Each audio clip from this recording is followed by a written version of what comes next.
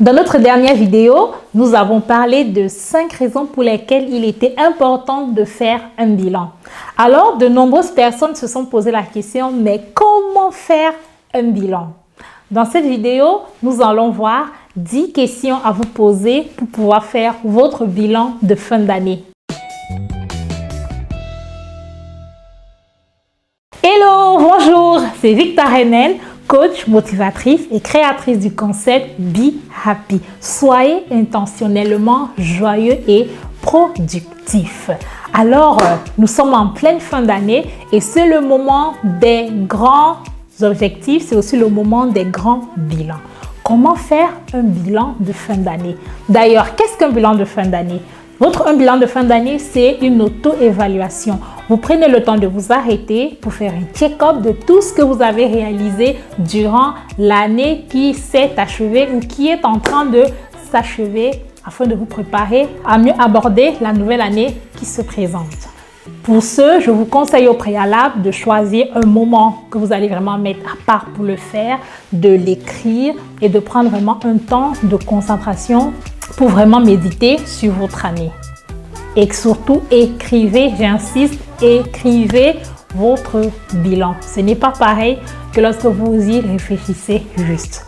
Alors, pour vous aider à faire votre bilan, et vous pouvez vous poser plein de questions. Ce ne sont pas des questions exhaustives. Je vous propose juste ces 10 questions qui peuvent vous aider à faire un bilan global et avoir une vision globale de l'année qui s'est découlée. Question numéro 1. Comment est-ce que vous pouvez décrire votre année en un mot ou en une phrase? Par exemple, est-ce que c'est l'année de la renaissance? Est-ce que c'est l'année de succès? Est-ce que c'est l'année de restauration? Bref, trouvez un mot ou une phrase qui pour vous décrit de manière générale l'année qui est en train de s'achever ou qui s'est achevée. Question numéro 2.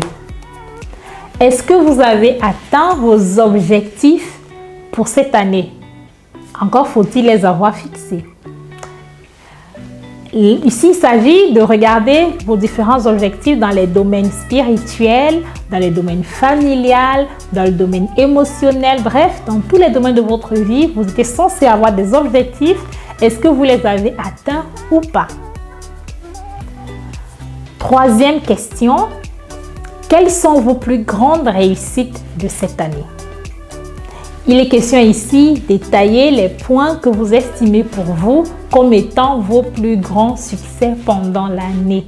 Je sais que beaucoup de personnes, lorsqu'ils font le bilan, ils ont tendance à être pessimistes et à ne regarder que leurs échecs. Non, non, non, il y a toujours des réussites dans l'année. Ouvrez juste bien les yeux et vous allez vous en rendre compte que vous avez des réussites à célébrer. Et surtout, n'oubliez pas de les célébrer. D'accord? Question numéro 4. Quels sont vos échecs, vos erreurs et comment est-ce que vous pouvez les corriger?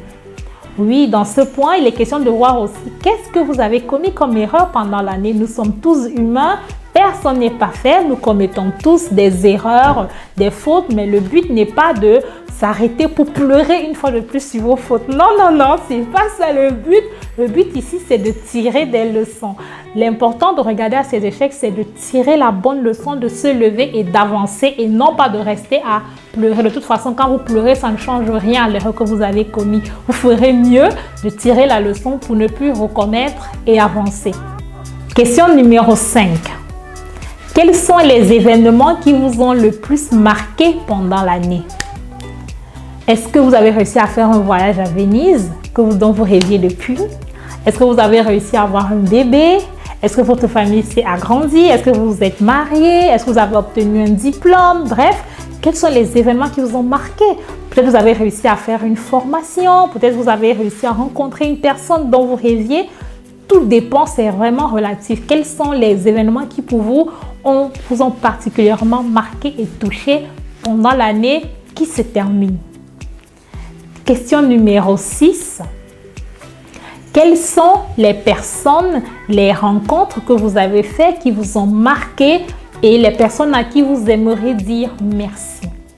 Vous le savez si bien, les relations, les personnes sont des éléments importants dans la vie d'une personne et dans la destinée. Donc, il est important aussi de savoir faire pause pour pouvoir dire merci à ces personnes et savoir vraiment qu'est-ce qu'elles apportent dans notre vie. Question numéro 7.